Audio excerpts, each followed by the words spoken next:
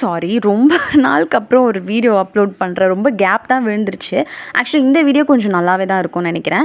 ஏன்னா வந்துட்டு ரொம்ப நாளாக நான் நினச்சிட்டு இருந்த ஒரு விஷயத்தை இன்றைக்கி தான் பண்ணேன். ஸோ இந்த விரால் மீன் சாப்பிடணுன்ட்டு எனக்கு ரொம்ப நாள் ஆசை. அண்ட் அது எப்படி இருக்கணும்னு தெரியாது, அது எப்படி சமைக்கணும்னு தெரியாது. அண்ட் அதுக்கப்புறமா எங்கள் மம்மிக்கிட்ட எல்லாருக்கிட்டையுமே கேட்டு அதோட ரெசிபி வாங்கி சிம்பிள் தாங்க, அது எப்படி பண்ணுறோன்னு பார்க்கலாம். அண்ட் இந்த விரால் மீன் வாங்கும் போதே நான் கடையில் போய் கேட்கும்போது எப்போ கேட்டாலுமே இல்லை இல்லைன்னு தான் சொல்லுவாங்க.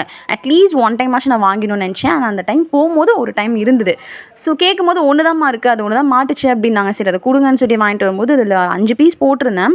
அதை எனக்கு எப்படி கழுவணும்னு கூட தெரியல, ரொம்பவே வளன்னு இருந்தது. அதுக்கப்புறமா எங்கள் அங்கிளை கூப்பிட்டு அவங்க வாஷ் பண்ணி கொடுத்துட்டாங்க. அண்ட் ரீசெண்டாக வந்து ஃபேஸ் ஃபுல்லாக நிறைய வந்து ஸ்கின் அலர்ஜி ஆகிடுச்சு. இந்த நான்வெஜ் இந்த வெளியில் நிறைய சாப்பிட்டேன், அது எல்லாமே ஸ்டாப் பண்ணணும். வீட்டிலேயே சமைச்சு சாப்பிட்ற மாதிரி தான் எதாவது பார்த்துட்ருக்கேன். ஸோ அதனால் டெய்லி கீரை எடுத்துக்கலாம் அப்படின்னு சொல்லிட்டு இன்றைக்கி ஒரு கீரை டிஃப்ரெண்ட்டாக வாங்கி சமைக்கலான்னு பார்த்தோம். அண்ட் வெஜிடபிளுமே காலி அடிச்சு, வெங்காயம் தக்காளி மட்டும் அப்படியே வாங்கிட்டு வந்தாச்சு. அண்ட் சிம்பிள் தாங்க, அதை வாஷ் பண்ணிவிட்டு மஞ்சத்தூள் உப்பு போட்டு நல்லா வாஷ் பண்ணிவிட்டு வீட்டில் இருக்க மசாலாவே போட்டு கொஞ்சமாக சால்ட்டு போட்டு நீங்கள் பரட்டிடுங்க. அண்ட் அது கூட லெமன் போட்டு புழிஞ்சிங்கன்னா அந்த ஸ்மெல் கொஞ்சம் வராமல் பார்த்துக்கும். அண்ட் அதுக்கப்புறமா வந்துட்டு பேனில் லைட்டாக ஆயில் ஊற்றிட்டு கொஞ்சோண்டு வந்துட்டு கருவேப்பிலை போட்டுட்டு அண்ட் அது கூடவே வந்துட்டு இந்த 5 பீஸ் வச்சுருந்தோம் பார்த்தீங்களா மீன், அதையுமே நம்ம ஆட் பண்ணிக்க போகிறோம். அண்ட் செம்ம வந்து ஒரு மாதிரி நல்ல வைப்பாக இருந்தது. அது வச்சோன்னே இப்படி சவுண்ட் எல்லாமே பயங்கரமாக இருந்தது.